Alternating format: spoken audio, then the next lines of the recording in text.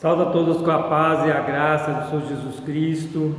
Aqui é o pastor Gilmar, dando aqui início mais um vídeo tratando-se da vida espiritual. Estamos aí nessa série de vídeos a qual nós estamos trazendo uma palavra sobre a vida do homem natural e a vida do homem espiritual. E já temos aí vários vídeos já, a ministração já está bem andada. Quem não assistiu, vai lá do primeiro vídeo, vai assistir. E eu te peço que esses vídeos não seja para você parar aqui, mas que você dê continuidade, continua estudando a Bíblia, buscando conhecer a Deus, porque é através da Bíblia, a palavra de Deus, que Deus é nos revelado. E nós não conhecemos a Deus em toda a sua plenitude dele, mas em toda a plenitude que está revelada na palavra, nós temos que buscar, conhecer, compreender.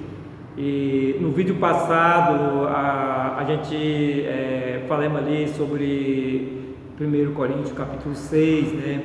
Onde Paulo ali ele traz, falando à igreja, aos irmãos, que não se deve levar um outro irmão na justiça, mas que quem deve julgar a vida dos irmãos é a própria igreja, e porque nós temos de julgar o mundo, os salvos, né? Os eleitos, vai julgar o mundo. Isso Paulo estava falando para a igreja. Então nós vimos também ali em Romanos 13, né? A gente viu ali, a gente vai continuar com Romanos 13, porque se lá em 1 Coríntios 6 trata-se da igreja julgando, a igreja a qual ela tem sabedoria para poder resolver os problemas internos da vida do irmão. Os irmãos vão ter atrito um com o outro, o certo é só de ter atrito já é vergonhoso, assim disse Paulo, mas não deve buscar os tribunais, mas sim resolver essas coisas entre irmãos. E quando nós olhamos para Romanos capítulo 13, a gente está vendo Paulo falar de tribunais, de magistrados. Aqui já não se trata mais dos problemas relacionados à vida dos irmãos, à vida da igreja, mas sim trata-se da vivência relacional entre as pessoas espirituais, os novos nascidos em Cristo Jesus, que é a igreja, com o mundo e um todo a qual nós somos seres relacionais, e nós temos um relacionamento, querido sim ou não, nós nos relacionamos todos os dias com esse mundo que existe aí. Então, com certeza vai haver conflito, já houve conflito e vai continuar havendo conflito, mas Deus nos dá a sabedoria. E aqui Paulo ele está falando sobre a questão de submeter a autoridade, e aonde muitos não olham para o texto que a Bíblia nos traz, para a revelação que há no texto, que se queremos compreender bem a palavra de Deus, compreender o nosso Deus, uma coisa que nós precisamos aprender buscar compreender todas as informações que o texto está nos trazendo, e também buscar compreender o tempo, e principalmente os profetas, que é nos profetas que nós vamos conhecer o tempo, né? Mas aqui, quando nós olhamos o contexto, o qual já foi mencionado no vídeo anterior, eu estou só aqui dando uma pincelada a mais que foi falado no vídeo anterior, para que nós tenhamos mais compreensão, mais entendimento. Então, no verso 12, no contexto, já vem trazendo aqui problemas relacionados a conflitos, né? Ali dizendo que se for possível, tende paz com todos. Quer dizer, se for possível, que às vezes não é possível ter paz com todos, porque nem todo mundo é de paz, mas se for possível ter paz com todos. Aí traz uma série de problemas de relacionamento, e que a gente deve ajudar o nosso inimigo, dar de comer ao inimigo, E então ele traz várias explicações sobre a vida relacional nossa com o mundo ímpio, com o mundo natural, das pessoas das pessoas carnal. E aí, quando no capítulo 13, ele diz, né: toda alma esteja sujeita às autoridades superiores, porque não há autoridade que não venha de Deus, e as autoridades que há foram ordenadas por Deus. Por isso, quem resiste à autoridade, resiste à ordenança de Deus. E os que resistem trarão sobre si mesmo a condenação, porque os magistrados não são terror para as boas obras, mas para as más. Queres tu, pois, não temer as autoridades? Fazem o bem, e terás louvor dela, porque ela é ministro de Deus para teu bem. Mas se fizeres o mal, teme, pois não traz debalde a espada, porque é ministro de Deus e vingador para castigar o que faz mal. Então veja bem, aqui há uma tendência teológica de levar esse texto para as autoridades governamentais. Então, há essa tendência teológica, a qual nós devemos prestar muita atenção para não cairmos nesse mesmo erro. Por quê? Porque aqui se trata de magistrado, está falando de juizado, está falando de resolver as coisas no poder judiciário, no fórum adequado, que é o poder judiciário. E esse é o poder, o fórum adequado para que as pessoas resolvam as suas pendências. Isso se não for entre irmãos, porque quando é entre irmãos, vai resolver dentro da igreja. Existem pessoas na igreja, líderes, pastores, que podem aconselhar, orientar e julgar a situação e mostrar o caminho, mostrar o rumo. Mas quando há uma questão entre uma pessoa espiritual e uma pessoa natural, é normal que isso vai acabar nos tribunais. O importante seria que não deixássemos chegar a esse ponto de nos reconciliarmos antes de chegar ao tribunal, que Jesus Cristo instrui em Mateus capítulo 5, né?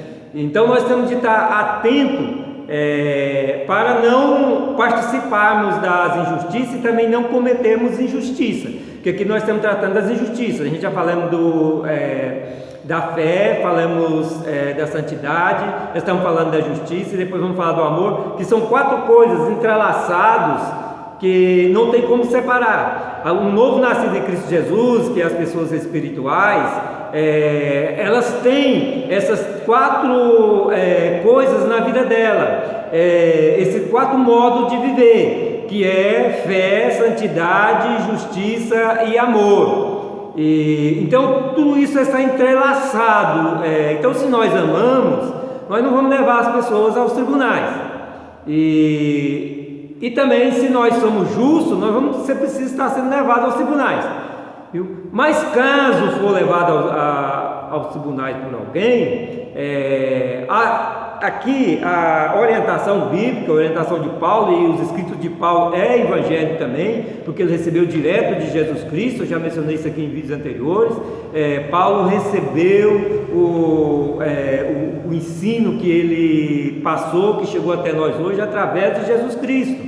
Ele vai lá em Gálatas, né, capítulo 1, e que ele não recebeu por parte de homem, nem dos apóstolos. Os ensinos que ele recebeu direto de Jesus Cristo. Então os ensinos de Paulo é evangelho, é ensino direto de Jesus Cristo para nós. E mais ainda, porque Jesus, ele usou Paulo para doutrinar a igreja. Então Paulo, ele recebeu um evangelho que é uma doutrina para a igreja de Jesus Cristo. Então aqui Paulo está nos doutrinando sobre as questões judiciais.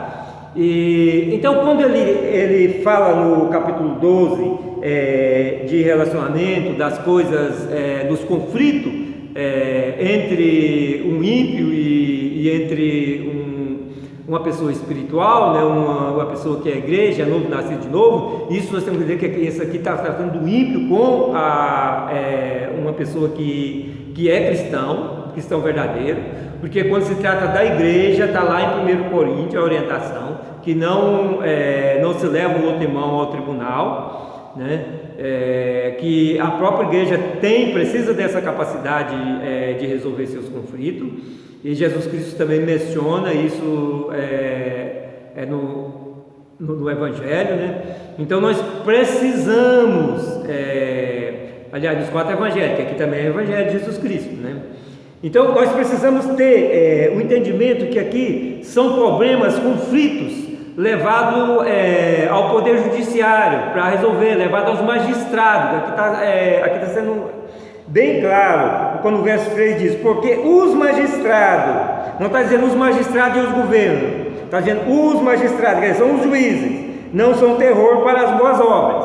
E agora, acontece que a teologia de hoje pega essa palavra e leva para os governos. E para o presidente da República, diz que os presidentes da República, o presidente, os deputados, os senadores, os governos estaduais e municipais, vereadores, são escolha de Deus, são Deus que põe.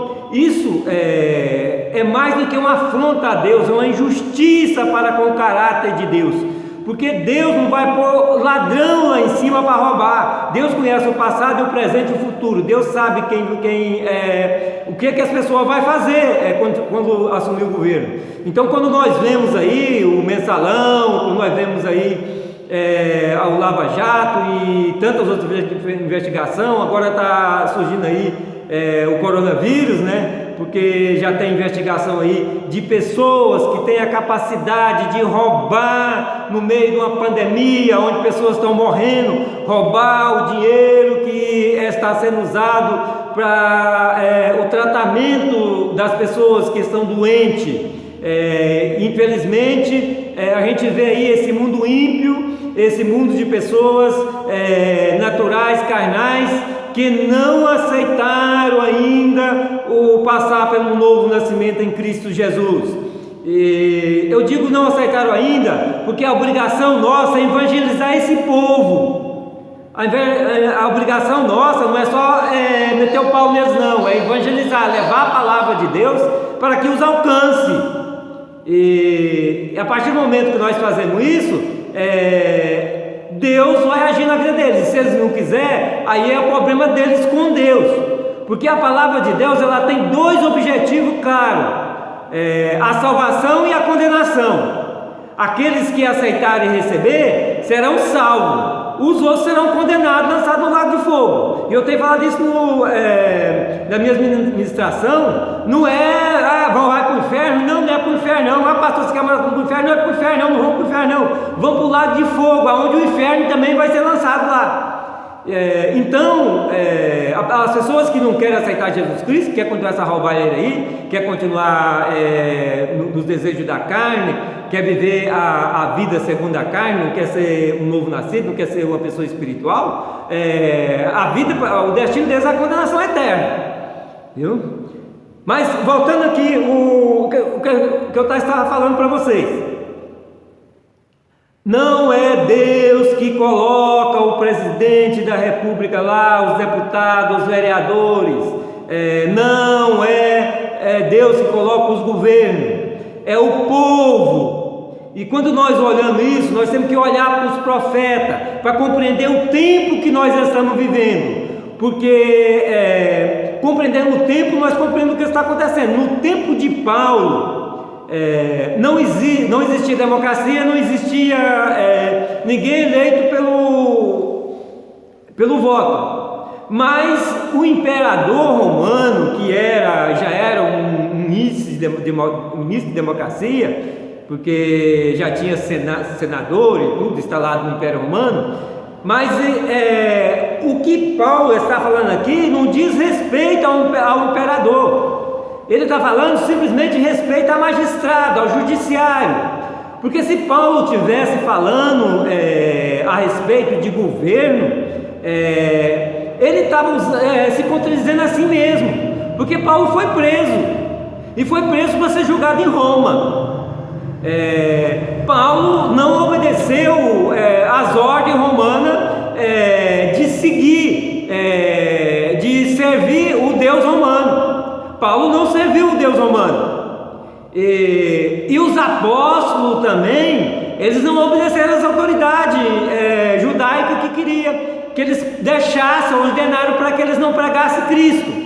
E então os apóstolos também não obedeceram à autoridade. Eles obedeceram a Cristo, e eles foram claros às autoridades judaicas. Importa que nós obedecemos a Deus e não ao homem.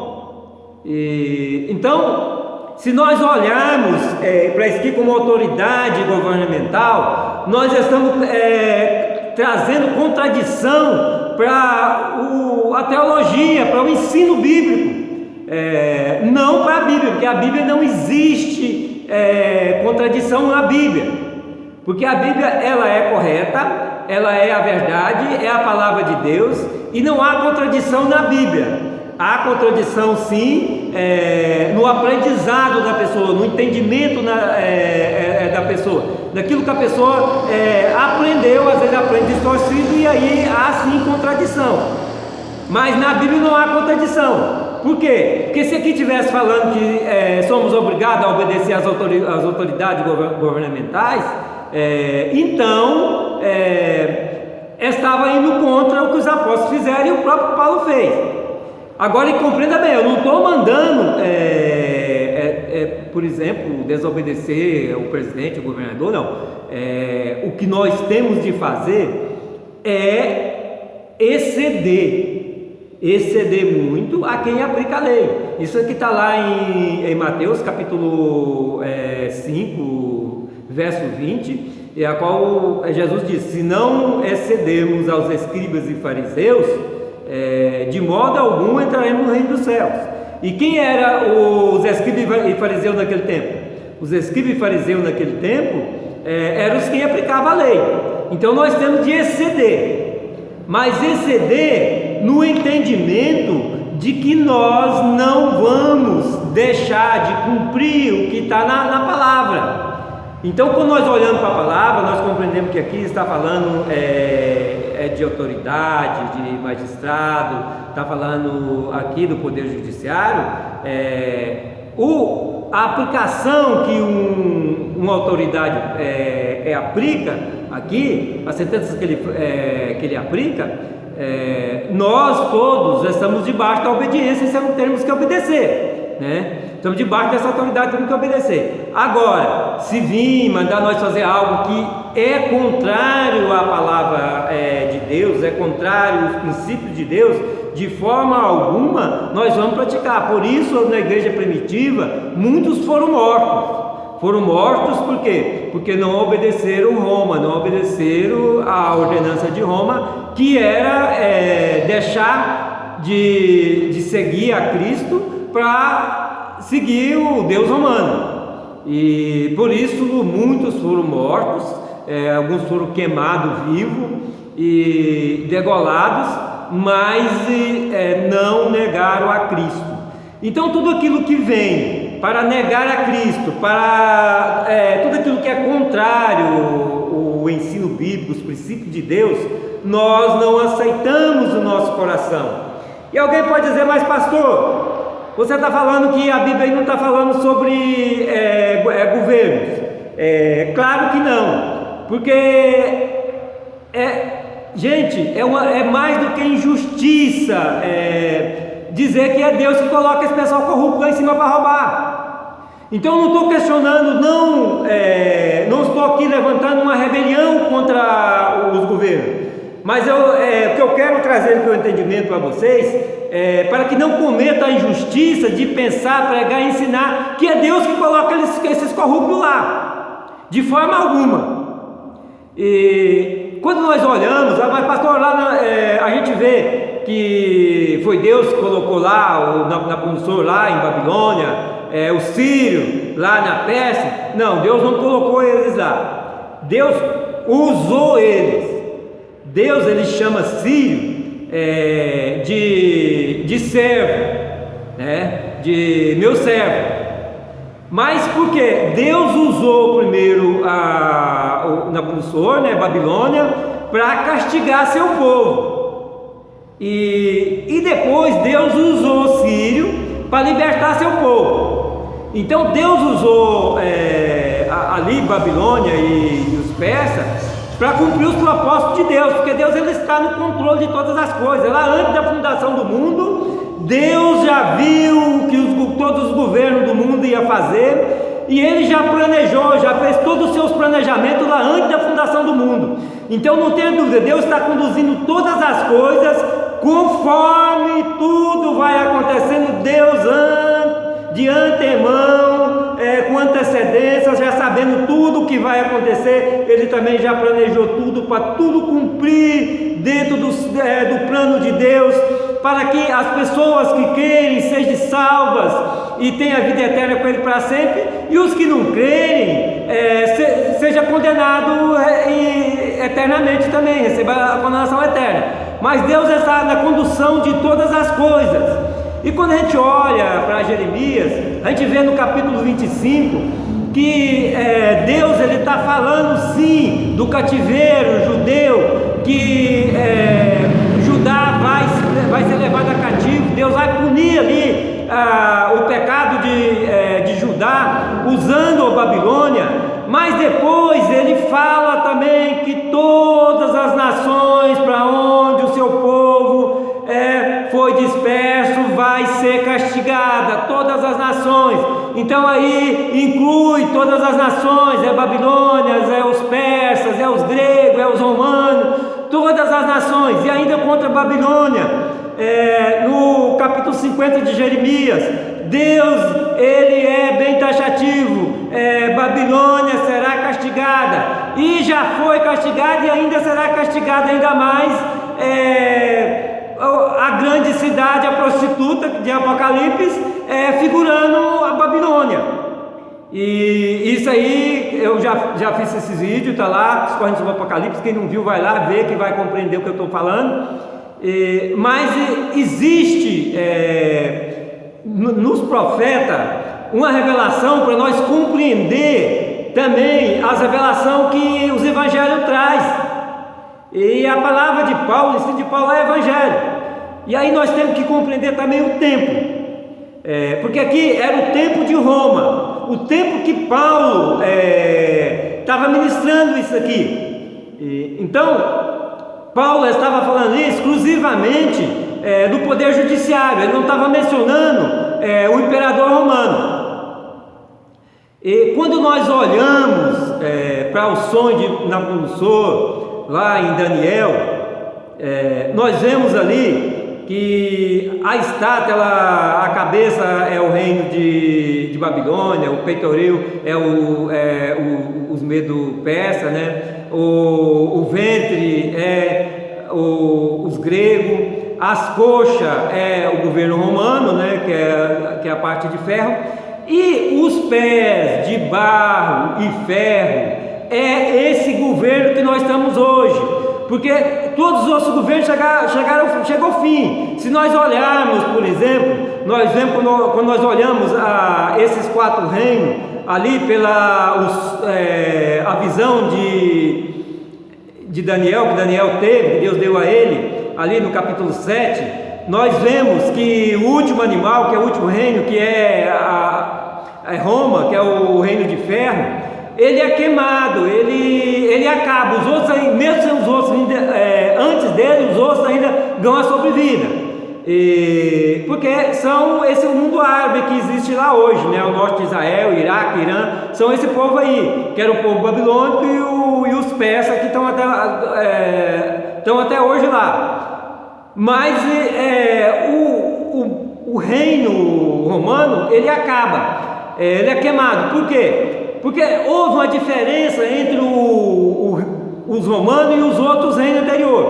Enquanto os outros anteriores governaram em Babilônia, levaram o povo cativo para a Babilônia, e eles sobrepuseram o povo das outras regiões, os romanos não. Os romanos vieram, dominaram, deixaram todo o seu povo quieto, o povo dominado ali quieto no seu lugar, colocaram um prefeito ou governador, como se quer dizer, né, para governar aquela província. Ficou uma província de Roma, mas o povo nativo daquele país continua sendo governado pelo governo do seu povo, que era o que aconteceu com Israel no tempo de João Batista e de Jesus, né?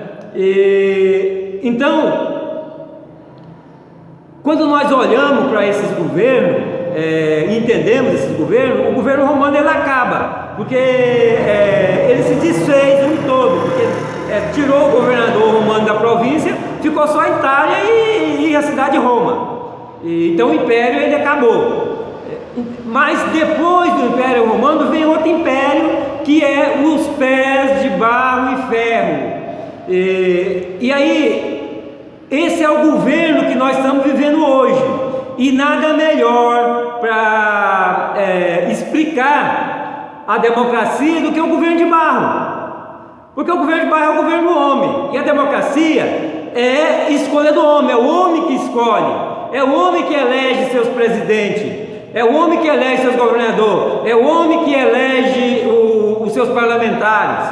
Então não é escolha de Deus, é o homem escolhendo. Esse é o governo de barro, que está lá nos pés da estátua de Nabucodonosor. É o último reino, é o quinto reino, o último reino, que é esse tempo que nós estamos vivendo agora. Então nós estamos vivendo o tempo do reino do governo de barro e de ferro. Barro e ferro por quê? Porque barro é os governos democráticos, ferro ainda os governos ditadores que ainda existem até hoje. Você vê como a palavra de Deus é exata. Lá no tempo de Daniel, lá mais de 2000 anos atrás, Deus já revela a forma de governo que ia governar nesse nosso tempo. Mas é Ele que colocou esses governos? Não. Esses governos não foi Deus que colocou, é permissão de Deus. Mas não é Deus que coloca o presidente da república, os deputados, o poder executivo e legislativo. Não é Deus que coloca, e também não é Deus que coloca lá os juízes do Supremo Tribunal Federal, porque ali é a escolha dos governos. São os presidentes que escolhem e colocam lá uma pessoa animada, que eles dizem, né? Lá que forma os juízes do Supremo Tribunal Federal. Então tudo isso é governo de barro, não é o governo de Deus. Deus não escolheu ninguém, porque se você começar a pensar, achar que foi Deus que colocou lá um Lula, um Fernando Henrique, uma Dilma, seja lá quem for, você está cometendo injustiça para com Deus, porque Deus não colocou corrupto lá em cima. Deus conhece. Se fosse eu colocar, Deus não ia colocar eles lá em cima, porque Deus conhece, sabe todas as coisas. É permissão de Deus. E quando nós olhamos esse governo do homem, nós estamos vendo que está entrando em decadência. Está chegando a decadência do governo do homem. E nós olhamos em todos os impérios, todos eles que entraram em decadência eram substituídos por outro. E quando nós olhamos ali para o sonho da professora, a estátua, nós vemos que após o governo de barro e ferro, o próximo governo já é o governo milenário de Jesus Cristo. Já é a pedra cortada sem auxílio de mão, que vem e bate na estátua, destrói a estátua toda e inicia aí um governo eterno, que é o governo de Cristo. Então esse é o governo justo. Então, o que a gente está falando de justiça, nós temos que compreender também que nós jamais podemos cometer injustiça para com o nosso Deus. Falar que esses corruptos que vão lá para cima roubar, é Deus que coloca, cometer injustiça contra Deus. Porque Deus ele não é injusto, Deus é justo. E quando vier o governo de Jesus Cristo, o governo de Deus, que é o único governo justo, aí nós vamos compreender o que é um governo justo, porque o governo de Cristo, que vai governar 1000 anos aqui nessa terra ainda, é para que todos saibam e compreendam o que é um governo justo.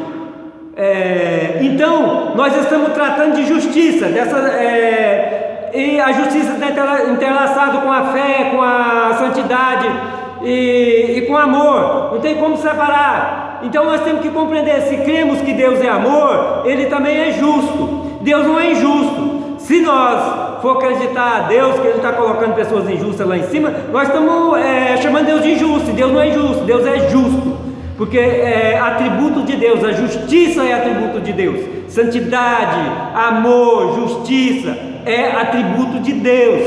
Então Deus, Ele é justo, e nós não podemos atribuir injustiça a Deus.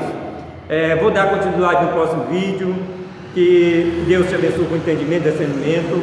Acompanha os vídeos seguintes. No próximo vídeo nós vamos falar no assunto continuar no assunto de justiça, mas vamos entrar num texto muito importante. Não deixe de assistir, e que Deus te abençoe com paz, entendimento e muita paz no seu coração.